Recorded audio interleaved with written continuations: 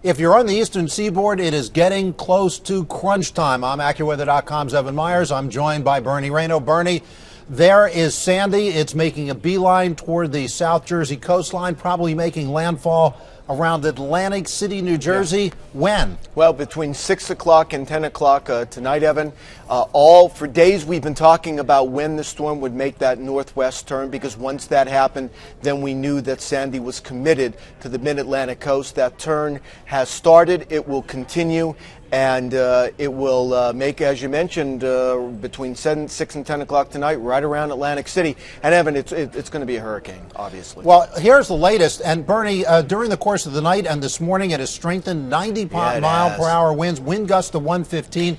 The pressure continues to drop. And the dangerous thing about that, Bernie, is we know that as strengthening hurricanes come close to the coast, we get a greater storm surge. Right. We have all those powerful winds. So what we want to do is talk a little bit about the storm surge and high tide. So with Sandy coming in right here, right in Atlantic City, right around 8 o'clock, the bad thing, look at that, That Bernie. is the worst possible time, Evan, if you take a look at these, when the high tides were. There was a high tide this morning, by the way, and we had a lot of reports of problems with the high tide this morning.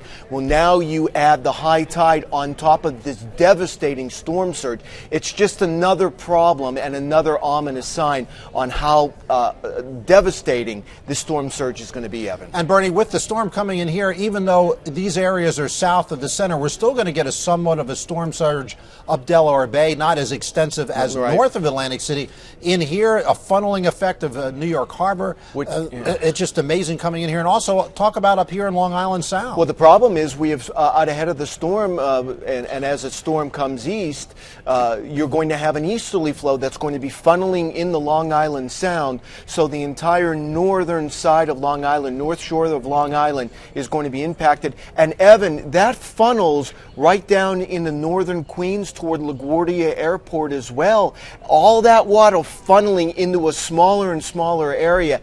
And the problems that they're going to have in the northern side of Long Island are going to be extensive. Well, here we go. Here's the latest radar. You can see that. I'm going to hone in a little bit to show you where the heaviest rain is for folks who are following this across the country. And, Bernie, these bright colors, that's not good. That's extremely heavy rain here. More bands coming in off the ocean. You can't really see it, but right here, offshore here, is where the center of Sandy is at this hour. And, you know, those yellow and red bands, they've been there since yesterday, Evan. Remember when you and I were talking, it was right over Chesapeake Bay. So I think the atmosphere is telling us where the heaviest rain with Sandy is going to be. And it is going to be Baltimore, Washington area, south central Pennsylvania. You were worried about that yesterday, right along the Pennsylvania Turnpike. That may extend down a little far south. We have over 8 inches of rain. There can certainly be a foot. And, you know, be careful when you look at New York City, Evan, right? We only have an inch or two, but an inch or two is going to cause problems because of the combination of the rain and the winds. Well, I want to point out two things, Bernie, just how big the rain area is, and then we'll look at the wind area and how extensive the wind area is. I'm going to talk about that and get back to that in a second. But this is a bright line here. We could have local wind gusts near 100 miles per hour.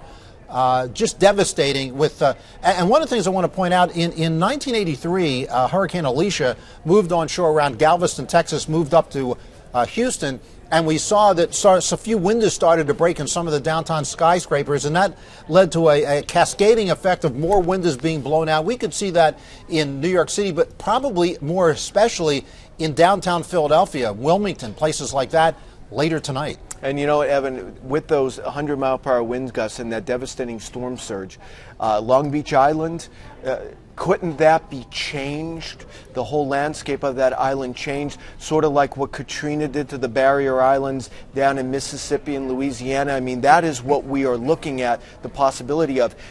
This is it was bad when we came in, Evan.